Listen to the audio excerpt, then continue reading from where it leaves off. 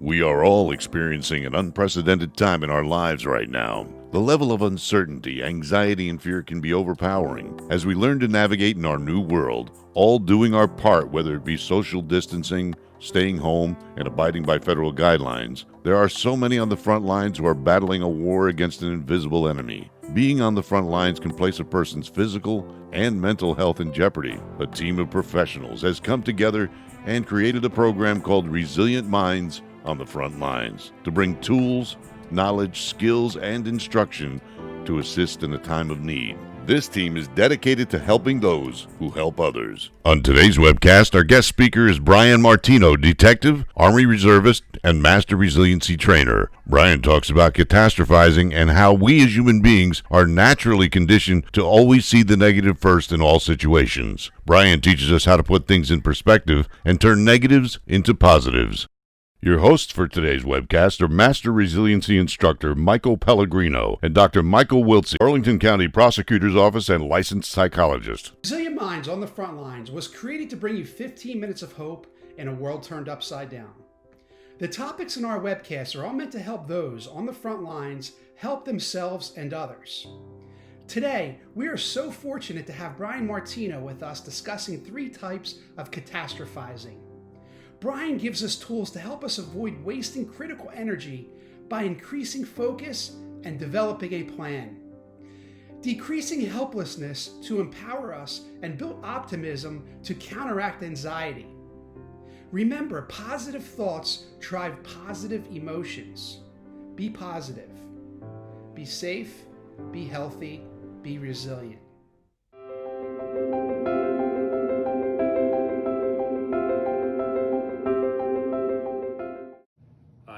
Brian Martino. I'm a detective with the Maple Shade Police Department in Maple Shade, New Jersey. I've been in law enforcement for about 8 years now. I'm also an Army reservist. I've been in the Army Reserve for 22 years. In both facets or careers of my life, I have the pleasure of being what's called a Master Resiliency Trainer.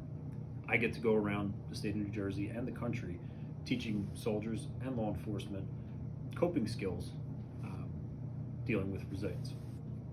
What I want to talk to you about today is something called catastrophizing. Catastrophizing came into my life through the University Penn model in the United States Army. It's a lesson called Put It in Perspective, and it's based on the work of Dr. Karen Rivich and her team at the University of Pennsylvania. So what I want to do today is first identify and define what catastrophizing is. Catastrophizing is defined as wasting critical energy, ruminating about irrational worst-case outcomes, and preventing someone from taking purposeful action. We as human beings are naturally negative in nature. This is due to the negativity bias. The negativity bias creates or causes us as human beings to look for negative in every situation. That is because when we were cave people, we needed to determine whether something was going to hurt or eat us, or if we were going to eat something, or fight or flight is what it basically relates back to.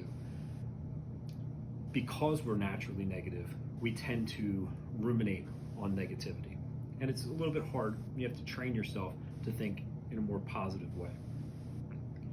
Catastrophizing is directly related to your thought process. So if you have negative thoughts, they're going to drive negative emotions. If you have positive thoughts, they tend to drive positive emotions. But like I said before, there's 3 types: the downward spiral, the scattershot, and circling. Downward spiral is also known as a runaway train. What I want to do for you right now is demonstrate each type of catastrophizing so that you have a better understanding of what it looks like. Then we're going to get into what we can do in this lesson and a way that was developed, again, through Dr. Karen Rivich's research on how to mitigate that and help us focus our attention on the most likely outcome. So first, downward spiral. We need to have an activating event. In this case, we're going to utilize the spread of COVID-19 throughout the United States. That's our activating event. That's going to drive our thoughts. If I'm a downward spiral catastrophizer, say that 5 times real quick, I dare you. It's going to look like this. Again, activating event, spread of COVID-19 throughout the United States. Here are my thoughts. I'm going to catch the coronavirus at the grocery store. Then I'm going to spread it to my family. Then we're all going to get sick and get hospitalized. I'm going to lose my job. I'm going to be placed on a ventilator. Then I'm going to die. My kids will be left alone. As you can see, each thought is a continuation of the other. It's just continuing down to the point where now I'm dead and my kids are alone.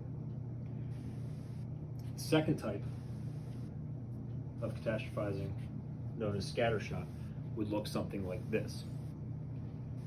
I'm going to catch the coronavirus. My family's going to catch the coronavirus. I'm going to lose my job.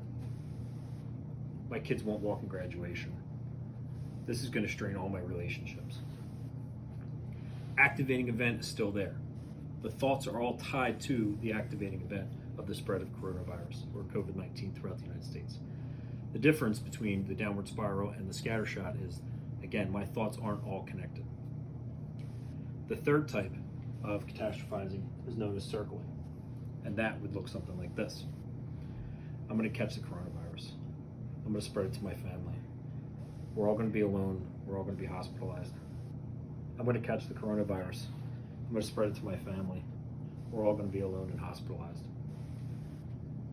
Circling is fewer thoughts, and then you continue to go back and ruminate on them.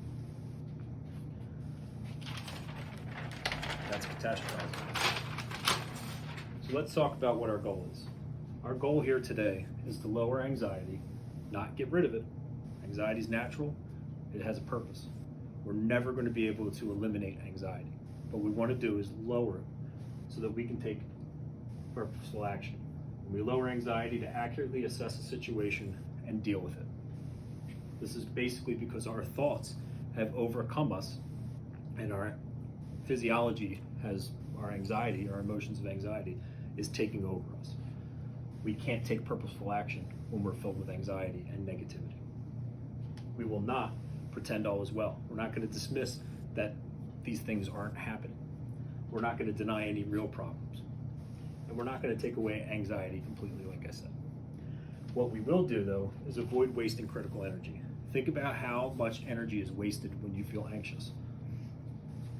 We're going to increase our focus. We're going to be able to actually lock in on a most likely situation and develop a plan on how to deal with that.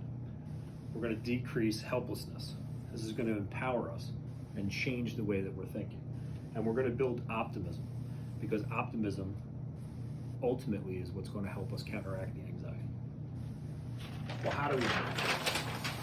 Well, there's a 5-step model that the University of Pennsylvania teaches through the Army Resiliency Program, and I'm going to teach it to you right now.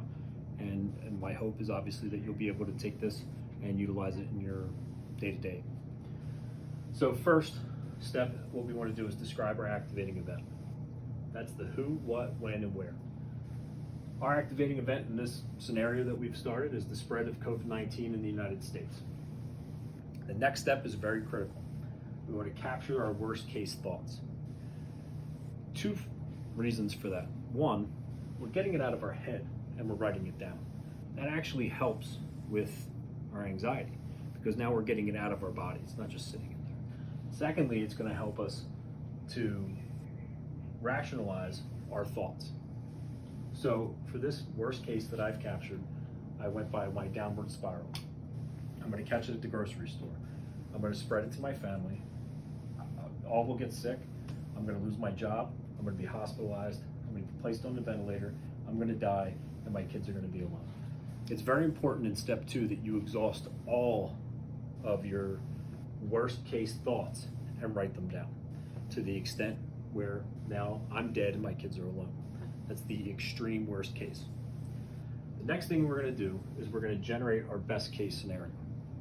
What we're doing here is we're jolting ourselves out of this counterproductive thought pattern, and we're going to generate this elaborate, crazy situation, and it's going to actually reduce our anxiety.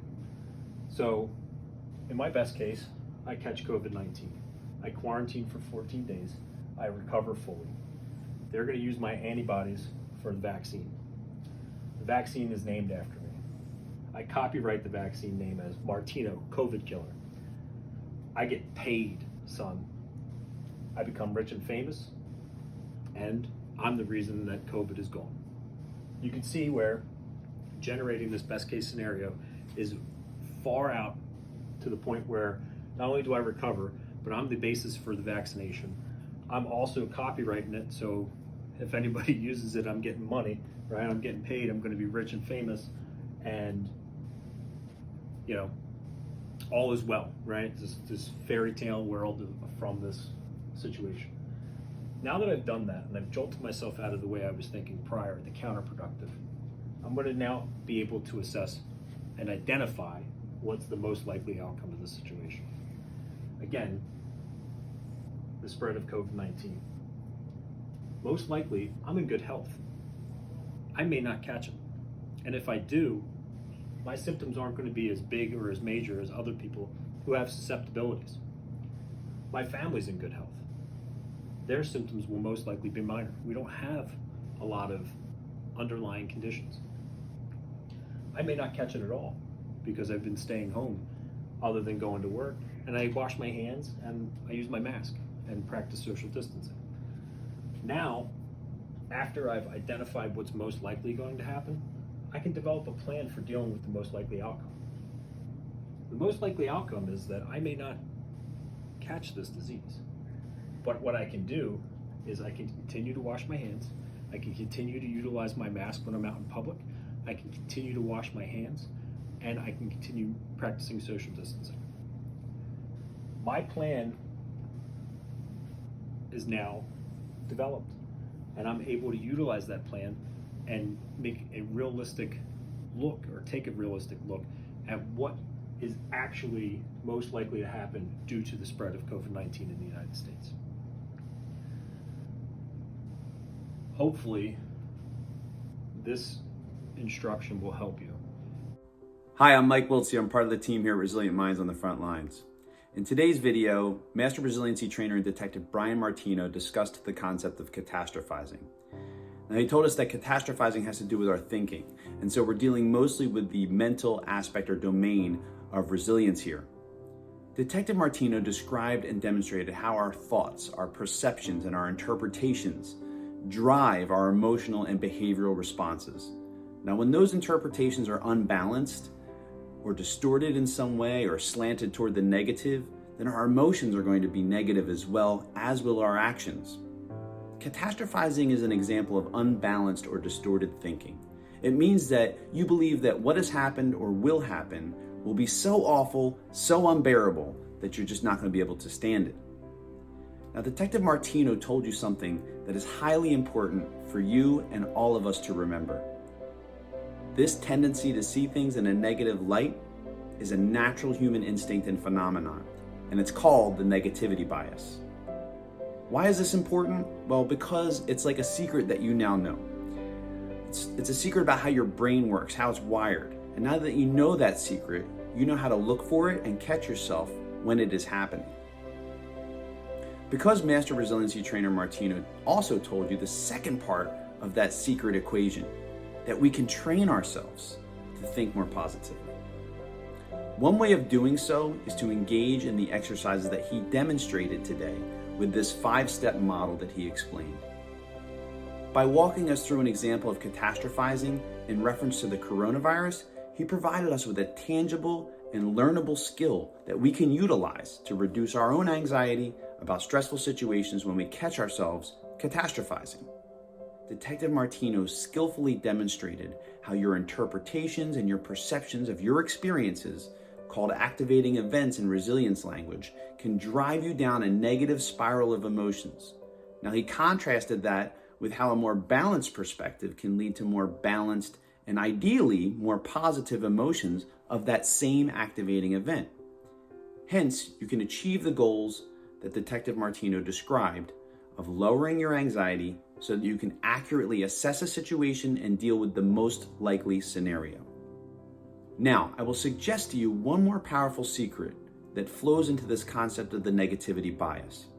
You have the power to choose how you interpret the events. So when you catch yourself falling prey to the negativity bias, notice it, flip a switch by engaging in exercises like the one demonstrated by Detective Martino today to balance your thinking and see things in a more balanced and positive light. And why not do that? After practicing this, ask yourself, which makes me feel better? What are the pros and cons of catastrophizing? Think of your life experiences. The large majority of the time, the absolute worst thing that we are imagining does not happen.